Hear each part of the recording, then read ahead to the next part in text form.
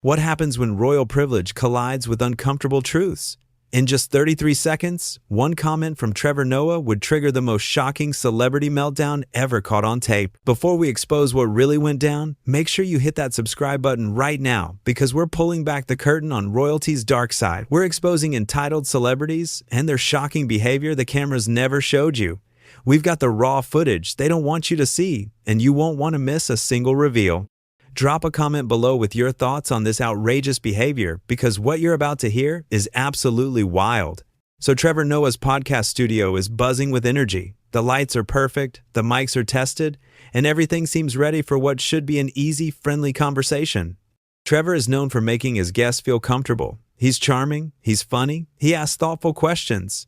Meghan Markle walks in with her team trailing behind her. There are assistants, publicists, people holding tablets and phones. She's wearing designer everything, looking polished and camera-ready. Trevor stands up to greet her with that warm smile he's famous for. He extends his hand. "Meghan, so great to have you here. Thanks for coming on the show." She barely makes eye contact. She gives him the lightest handshake, the kind where you can tell someone doesn't really want to touch you. "Yes, well, I'm very busy, so let's make this quick." Already, the energy in the room shifts. Trevor's team exchanges glances. This isn't the usual vibe, but Trevor is a professional. He's dealt with difficult guests before. He just keeps smiling and gestures to the chairs. "Of course, no problem. Get comfortable and we'll jump right in." Meghan sits down but immediately starts fidgeting with her chair. She looks at her assistant. "This chair isn't right. Don't you have something better? Something more appropriate?" The assistant scrambles. "I'll check, but this is the standard setup." "Standard?" Meghan's voice goes up a notch. "I don't do standard. Figure it out." Trevor watches this unfold and tries to lighten the mood. He's chuckling a bit, trying to make it feel less tense. "Hey, I sit in that same chair every week. I promise it's comfortable once you settle in." Meghan finally looks directly at him, and her expression is ice cold. "I'm sure it's fine for you." That hangs in the air. The producers behind the glass are now fully alert. What is happening? Trevor clears his throat and decides to just push forward. They adjust her mic, and after what feels like forever, they're ready to start recording. Trevor puts on his professional face and launches into his intro. "All right, we're here with Meghan Markle, Duchess of Sussex, activist, and someone who's been at the center of some of the biggest conversations in recent years. Meghan, welcome to the show." "Thank you for having me," she says, but her tone is flat. No warmth, no enthusiasm. Trevor jumps in with his first question, something softball to get things going. "So, you've been through quite a journey, from actress to royal life to stepping back from royal duties. What's been the biggest lesson you've learned through all of that?" Meghan shifts in her seat. "Well, Trevor, I think the biggest lesson is that people are going to judge you no matter what you do. The media is vicious. They twist everything. They make you the villain when all you're trying to do is live your truth and protect your family." Trevor nods. He's listening. "Absolutely. The media scrutiny on you has been intense. But I'm curious, do you think there's anything you might have done differently, looking back? Any moment where you think, maybe I could have handled that another way?" And here's where things start to crack. Meghan's face changes. Her eyes narrow. "Handled what differently? Are you seriously asking me if I should have just accepted the abuse, the racism, the lies?" Trevor raises his hand slightly, trying to stay calm. No, that's not what I'm saying at all. I'm just asking if there were communication strategies or approaches that, in hindsight, might have helped navigate some of those situations." "Navigate?" Meghan's voice is rising now. "I shouldn't have to navigate being treated like a human being. That's the problem with people like you. You always want to put the responsibility on the victim. Why didn't she smile more? Why didn't she just take it? Why did she speak up?" The room goes quiet. Trevor takes a breath. He's trying to keep this on track. "Meghan, I think you're misunderstanding my question. I'm not blaming you for anything. I'm just trying to have a conversation about the complexities of..."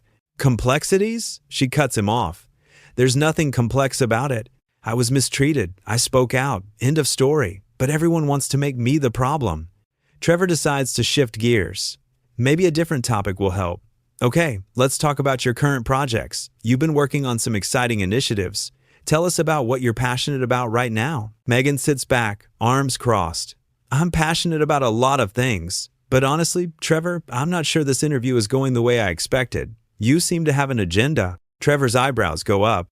An agenda? I'm literally just asking you about your work. You're asking leading questions. You're trying to make me look bad. I can see right through it. Her voice is sharp now, accusatory. The producers are frantically messaging each other. This is going off the rails fast. Trevor is staying as calm as possible, but you can see the frustration starting to show. Meghan, I promise you, there's no agenda here.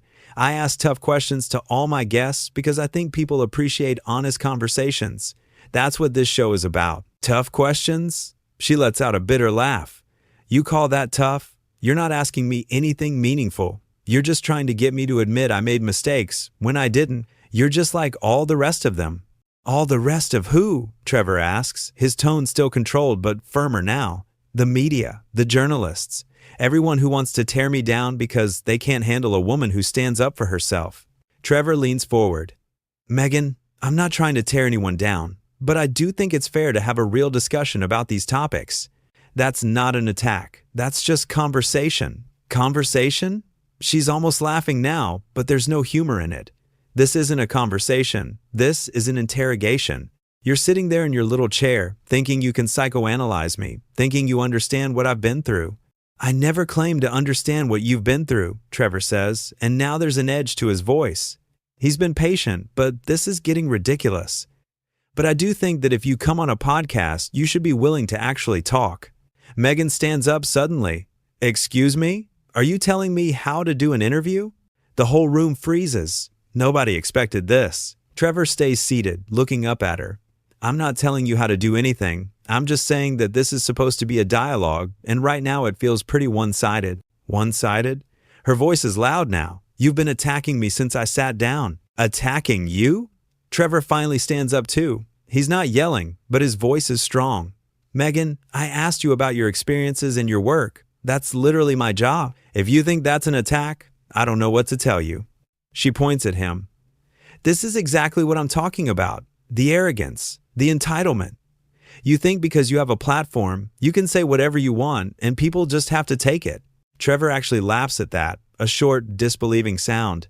I think I have entitlement? That's rich coming from someone who just demanded a different chair and has spent this entire interview acting like I'm her enemy. How dare you? Meghan's face is flushed. How dare you speak to me like that? Do you know who I am? Yes, Trevor says simply. You're a guest on my podcast who agreed to come here and have a conversation. That's who you are right now. Her assistant tries to step in. Maybe we should take a break. No, Meghan snaps at her assistant. Then she turns back to Trevor. You know what your problem is? You're jealous. You're jealous because I've actually made a difference in the world, and you just sit here making jokes. Trevor's jaw tightens. I'm not going to engage with that.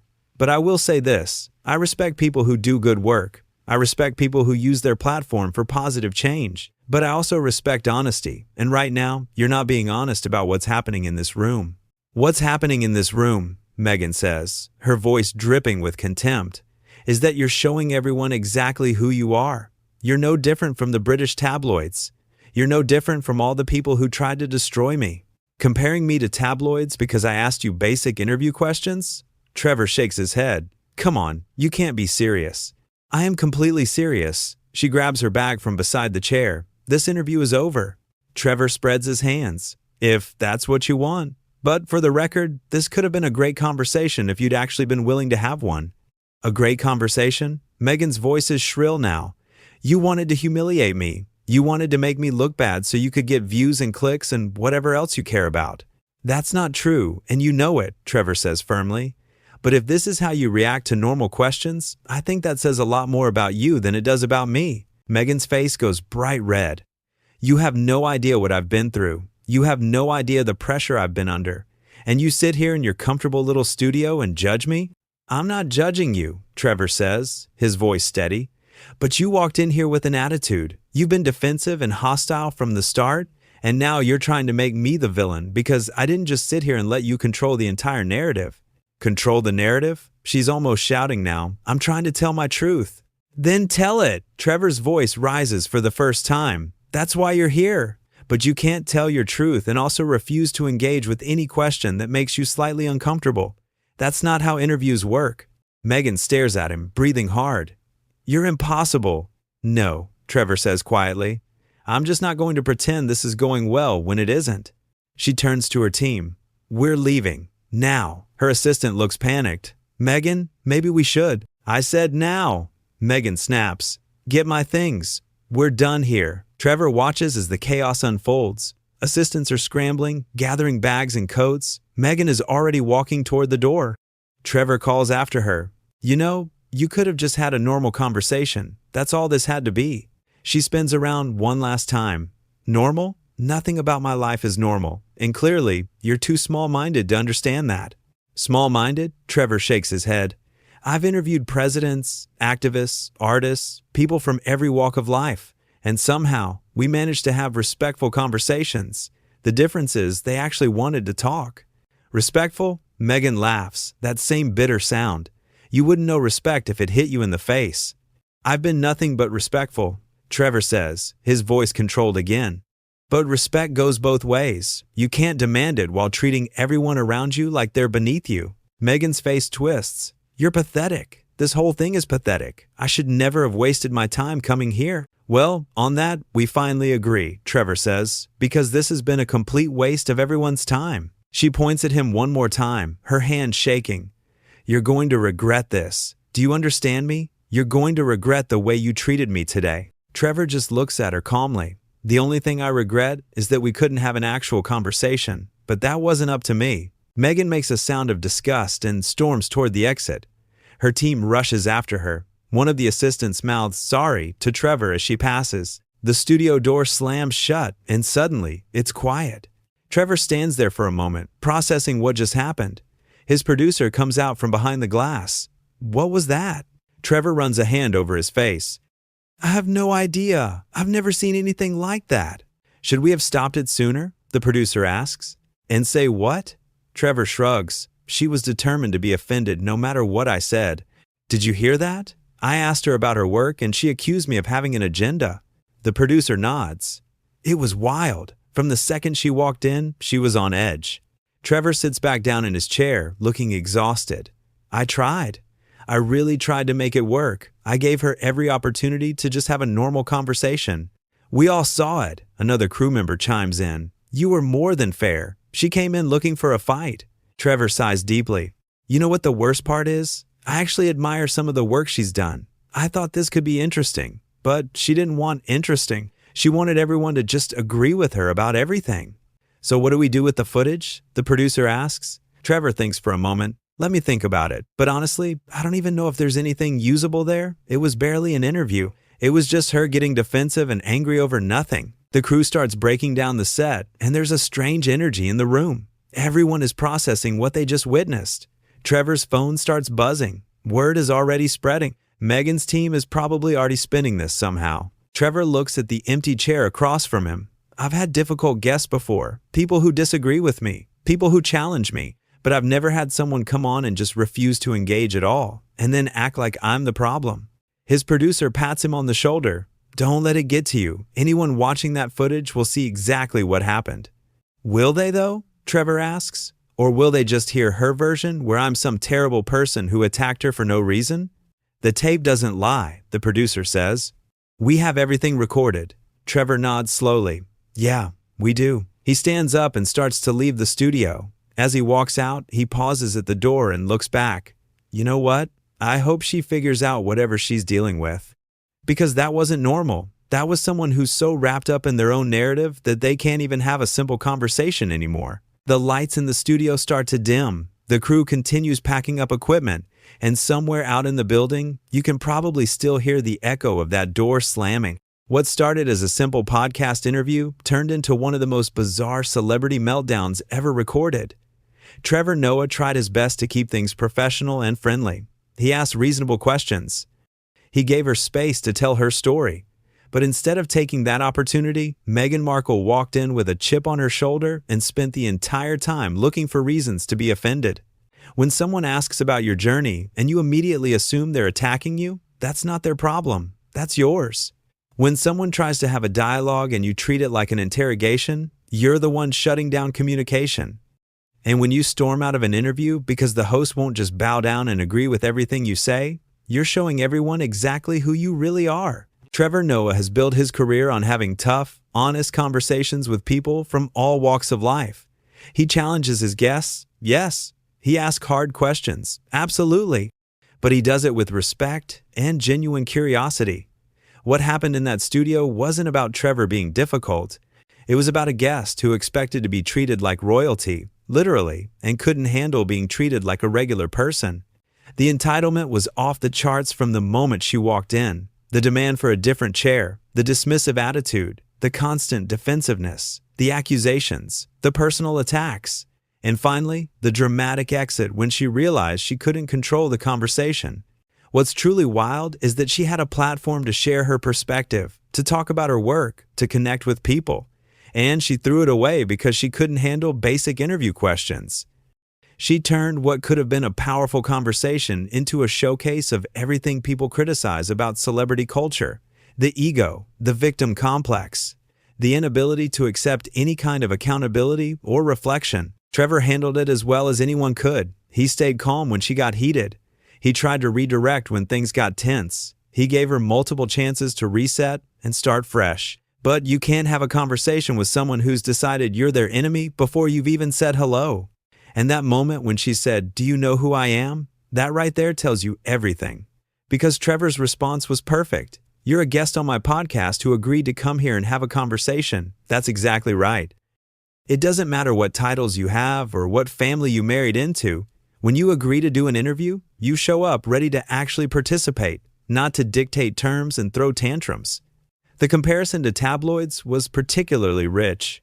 She accused Trevor of being just like the media that she claims has mistreated her. But what was he doing? Asking questions. That's it. He wasn't spreading rumors. He wasn't making things up. He wasn't attacking her character. He was doing his job as an interviewer. But in her mind, any question that wasn't pure praise was an attack. This whole situation reveals something important about how some celebrities operate. They want the platform. They want the attention. They want the ability to share their message. But they only want it on their terms. They want softball questions and nodding heads and constant validation.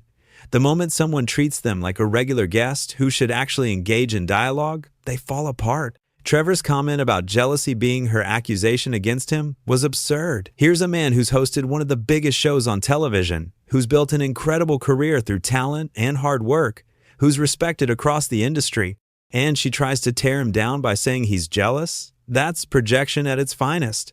That's someone who can't handle criticism, so they lash out with whatever accusation they think might hurt. The assistant trying to step in and suggest a break showed that even her own team could see this was going sideways. But Meghan wouldn't hear it. She was on a mission to be offended, and nothing was going to stop her. Not common sense, not professionalism, not the people literally trying to help her. When Trevor said she was being dishonest about what was happening in the room, he was spot on. She was creating a false narrative in real time. She was taking normal interview behavior and twisting it into something malicious. She was rewriting reality to fit her victim's story, and when he called her out on it, she couldn't handle it. The threat at the end, "You're going to regret this," that's intimidation. That's someone using their status and connections to try to scare someone into backing down. But Trevor didn't back down. He stood his ground. He acknowledged that the interview was a disaster, but he didn't accept blame for something that wasn't his fault. This whole episode is a masterclass in what not to do as a guest. You don't walk in with attitude. You don't treat the crew like servants. You don't assume every question is an attack. You don't refuse to engage with anything that makes you slightly uncomfortable. You don't make personal attacks when things don't go your way. And you definitely don't storm out like a child throwing a fit. What makes this even more interesting is the contrast between what Meghan claims to stand for and how she actually behaved. She talks about being an advocate, about standing up for people, about making a difference. But when given a platform to do exactly that, she spent the entire time being defensive, hostile, and self-centered.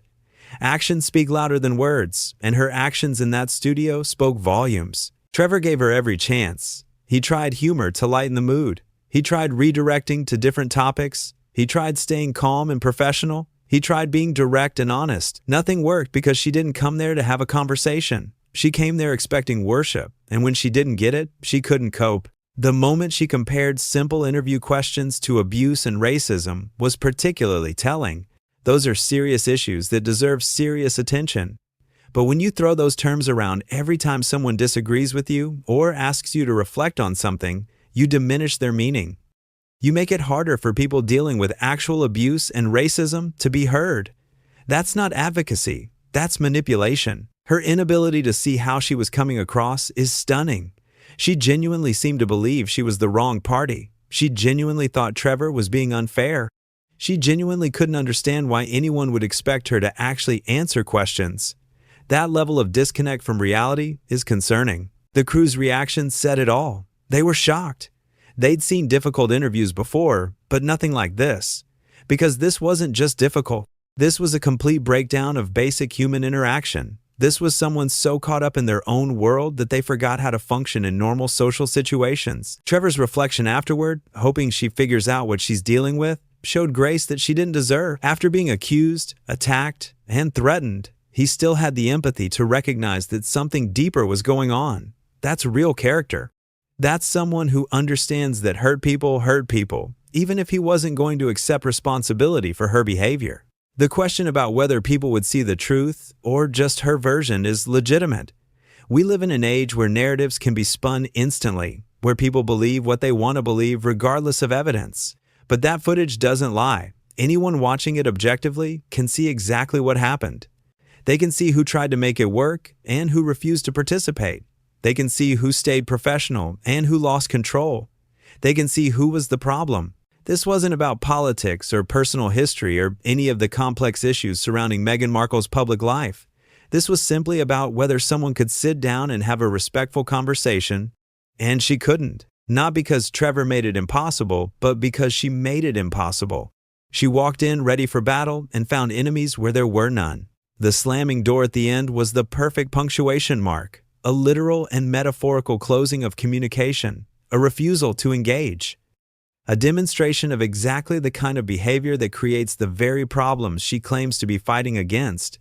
You can't build bridges when you're constantly burning them. In the end, Trevor Noah did nothing wrong. He was a good host facing an impossible guest. He maintained his composure when others might have lost theirs. He tried to salvage something productive from a situation that was doomed from the start. And when it was clear nothing was going to work, he stood his ground and spoke his truth. Meghan Markle revealed who she really is in that studio. Not a victim, not an advocate, but someone who expects the world to bend to her will and throws tantrums when it doesn't. Someone who uses big words like respect and truth while demonstrating neither. Someone who demands to be heard while refusing to listen. Someone who claims to want dialogue but only on her terms and only when it serves her narrative. That's what really happened when Meghan Markle walked onto Trevor Noah's podcast. Not an attack, not an ambush, not unfair treatment. Just a collision between someone trying to do their job and someone who thought they were above having to participate. And we all saw how that turned out.